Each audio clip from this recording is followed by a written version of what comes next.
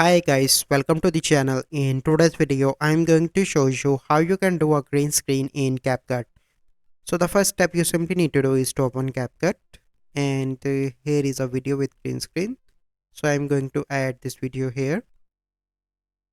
So let me select the position of the cat where I want my cat. So this is perfect position. So then you select this clip, go on to the from basic to cutout, click on Chroma Key, click on color picker, click here, and you need to increase the strength to 100%. And if you want, you can add shadow it in it as well, so it will look more real. And this is the final result. Let me show you. Here you can see.